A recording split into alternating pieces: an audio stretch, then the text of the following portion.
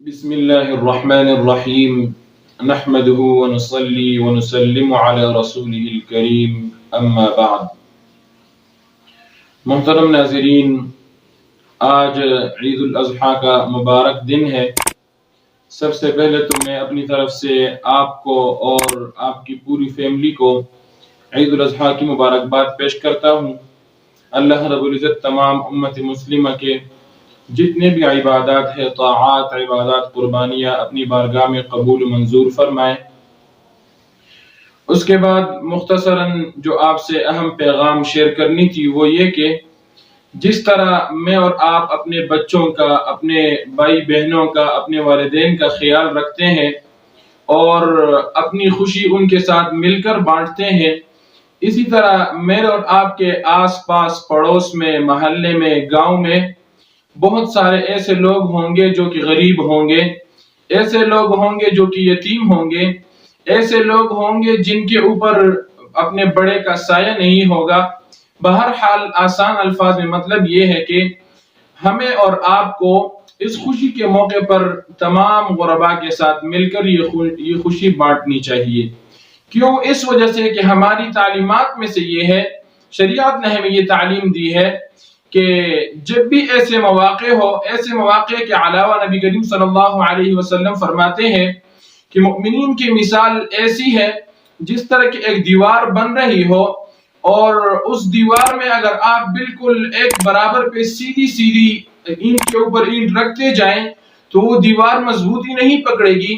جب تک کہ آپ ایک اینٹ رکھیں گے تو دوسرا اینٹ دوسری طرف رکھ لیں گے، اس کے بعد جو اوپر اس کے اوپر آپ اینٹ رکھیں گے اس کو آدھا ایک اینٹ پر رکھیں گے، آدھا دوسرے اینٹ پر رکھیں گے۔ بہرحال نبی کریم صلی اللہ علیہ وسلم نے پھر دونوں ہاتھوں کے ساتھ اس طرح اشارہ بھی فرمایا کہ مؤمنین کی مثال اس طرح ہوتی ہے۔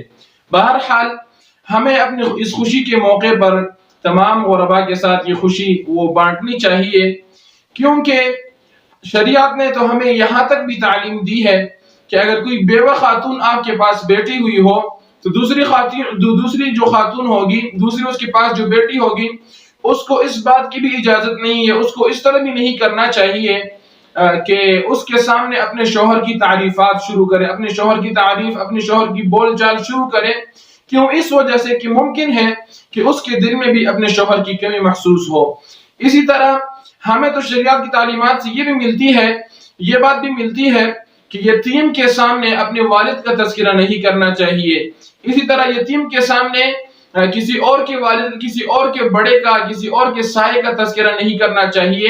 کیوں؟ اس وجہ سے کہ کہیں اس کے دل میں یہ بات محسوس نہ ہو، کیوں اس کے دل میں یہ بات نہ آئے کہ میرا بھی آج والد زندہ ہوتا تو مجھے بھی اس طرح کی میٹھی میٹھی باتیں کرتا۔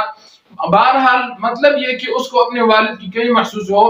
ایک واقعہ یاد آیا، ایک صحابی کے بارے میں یہ منقول ہے کہ نبی کریم صلی اللہ علیہ وسلم ایک مرتبہ اپنے تمام صحابہ کے ساتھ بیٹھے ہوئے تھے، ایک صحابی دوڑتا ہوا بھاگ کر آیا، نبی کریم صلی اللہ علیہ وسلم کی مجلس میں بغیر کسی سلام و دعا کے داخل ہوا تو اچانک اس کی حالت ایسی ہوئی تھی، گھبرائی ہوئی تھی جس طرح پریشانی کے عالم میں ہوتا ہے، اور اچانک بغیر کسی سلام دعا کے اپنے بیٹے کے بارے میں پوچھنے لگا کہ میں اپنے بیٹے کو کھو گیا ہوں، میرا بیٹا گم ہو گیا ہے، غائب ہو گیا ہے مجھ سے۔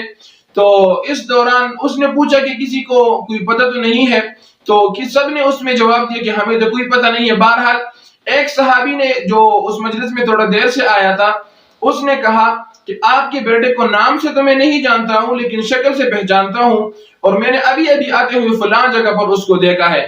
تو اسی صحابی نے جس صحابی کا بچہ وہ گم ہو گیا تھا، وہی صحابی ادھر سے بغیر کسی سلام دعا کے ایسے ہی ڈائریکٹ باغ نکلا۔ نبی کریم صلی اللہ علیہ وسلم نے پیچھے اس کے ایک صحابی کو بھیجا کہ اس کو بلا کر لاؤ میرے پاس۔ تو صحابہ کے دل میں، اور عام طور سے میرے اور آپ کے دل میں بھی یہی بات آنی چاہیے اور آئی ہوگی کہ اس صحابی کو جب بلائیں گے تو اس کو تھوڑی تنبیہ کریں گے کہ مجلس کے آداب ایسے ہوتے ہیں، آپ آئے بھی بغیر سلام دعا کے اور ابھی جا بھی رہے ہیں بغیر سلام دعا کے۔ لیکن اس صحابی کو جب بلایا تو نبی کریم صلی اللہ علیہ وسلم نے اس حوالے سے کچھ بھی نہیں کہا کہ آپ آئے بھی بغیر سلام دعا کے اور ابھی گئے بھی بغیر سلام دعا کے، تو آپ کو اس طرح نہیں کرنا چاہیے۔ بلکہ نبی کریم صلی اللہ علیہ وسلم نے اس صحابی سے کیا فرمایا؟ نبی کریم صلی اللہ علیہ وسلم نے فرمایا کہ آپ کی محبت کو اور آپ کے اندر جو اپنے بیٹے کے لیے جو محبت جوش مار رہی ہے، جو تڑپ ہے آپ کے اندر اپنے بیٹے کے لیے، وہ سب کچھ میں سمجھ سکتا ہوں، آپ کی جذبات میں سمجھ سکتا ہوں. لیکن میں نے آپ کو جو بلایا ہے وہ اس لیے بلایا ہے کہ جب آپ اپنے بیٹے کے پاس ابھی جائیں گے اور اس بیٹے کو آپ دیکھ لیں گے تو اپنے بیٹے کو یا بنیا لفظ سے نہیں پکارنا ہے. یا بنیا عربی میں جو ہے بہت میٹھی بول ہے اپنے چھوٹے بچے کے لیے. اس کا معنی پشتو میں ہوتا ہے اے بچڑیا، اور اردو میں ہوتا ہے اے میرے ننھے منھے پیارے بچے. تو مطلب وہ محبت کا وہ بڑا انداز ہے اپنے بیٹے کو بلانے کا. بہرحال نبی کریم صلی اللہ علیہ وسلم نے اس بات سے منع فرمایا اس صحابی کو کہ آپ جب اپنے بیٹے کو مل جاؤ، وہاں پر جا کر اس کو ڈھونڈ لو، آپ کو مل جائے، تو اس وقت آپ نے یا بنیا لفظ استعمال نہیں کرنا ہے. کیوں؟ اس وجہ سے کہ کہیں آپ اس کو یا بنیا لفظ استعمال کر لیں گے اور اس کے آس پاس کوئی اور چھوٹے بچے ہوں گے، ان میں سے کوئی یتیم ہوگا اور اس یتیم کے دل میں یہ بات آ جائے کہ کاش میرے بھی آج والد زندہ ہوتے تو وہ بھی مجھے یا بنیا لفظ سے پکارتے. بہرحال یہ ہماری شریعت کی تعلیمات میں سے ہے کہ ہمیں اپنے ساتھ جتنے بھی غریب لوگ ہیں، جتنے بھی آس پاس پڑوس محلے گاؤں میں، سب کو اس خوشی میں اپنے ساتھ شامل کرنا چاہیے اور اس خوشی کو ان کے ساتھ مل کر بانٹنی چاہیے. اللہ تعالی ہم سب کو دین حق کی سمجھ عطا فرمائے اور تمام اعمال پر کما حقہ عمل کرنے کی توفیق عطا فرمائے. وآخر دعوانا ان الحمد للہ.